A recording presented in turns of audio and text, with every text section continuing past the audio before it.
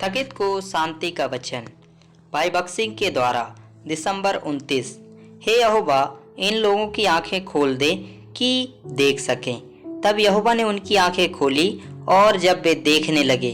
दूसरा राजा 6 अध्याय 20 पद।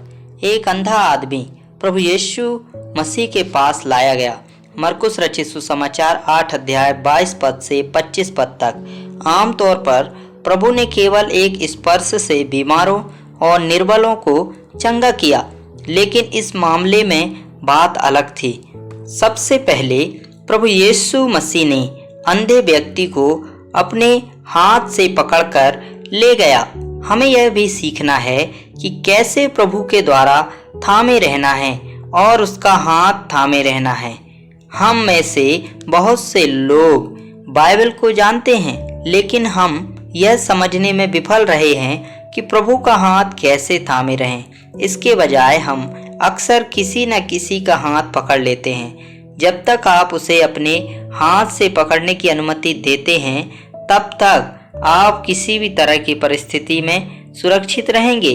दूसरी बात, प्रभु यीशु उस अंधे व्यक्ति को नगर से बाहर ले गए।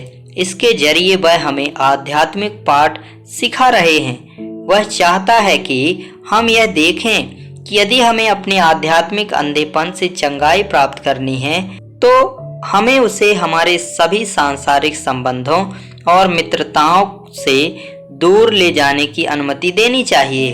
कितने ही विश्वासी सांसारिक मित्रों और संबंधियों के कारण प्रभु के लोगों के साथ आराधना में शामिल होने से चूक जाते हैं। यदि आप प्रभु को आपका नेतृत्व करने की अनुमति देते हैं, तो वह आपको उन सभी संगति से मुक्त कर देगा जो हानि और अंधापन लाती है। तीसरा, हम देखते हैं कि प्रभु यीशु ने अंधे व्यक्ति की आंखों पर थूका। इसका मतलब यह था कि उस आदमी को उसके नाम के लिए बदनामी सहने के लिए तैयार रहना था।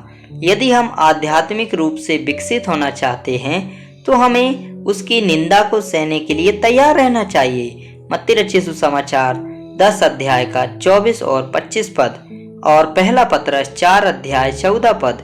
ऐसे कई विश्वासी हैं जो तिरस्कार सहने को तैयार नहीं हैं और इसलिए प्रभु के बारे में गवाही नहीं देते हैं। परिणाम स्वरूप वे आध्यात्मिक रूप से अंधे हो जाते हैं और अपना आनंद खो देते हैं। जब हमारे प्रभु ने इस मनुष्य को छुआ, तो उसमें नया जीवन आ गया, परंतु उसके द्वारा नया जीवन प्राप्त करने के बाद भी हम देखते हैं कि प्रभु ने उसके साथ व्यवहार करना समाप्त नहीं किया था।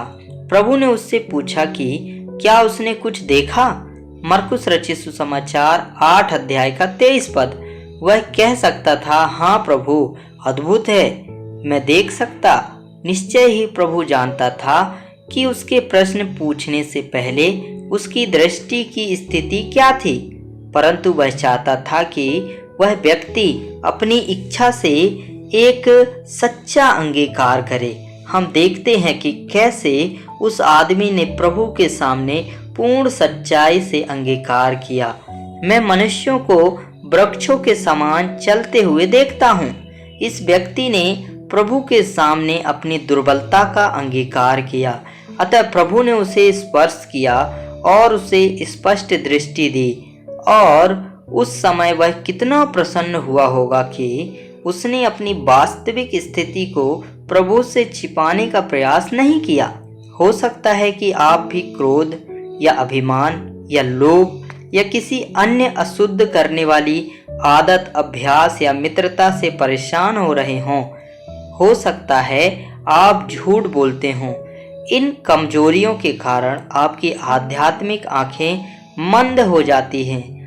प्रभु यीशु मसीह के सामने अपनी कमजोरी और हार को स्वीकार करने में संकोच ना करें। यही वह कार्य है जो वह अभी आपके करने की प्रतीक्षा कर रहा है। तब वह आपको छुएगा। वह बहुत प्रेमी और दयालु और कृपालु है। वह आपको एक और स्पर्श देगा और आपको पूर्ण आध्यात्मिक दृष्टि पुनर्स्थापित करेगा।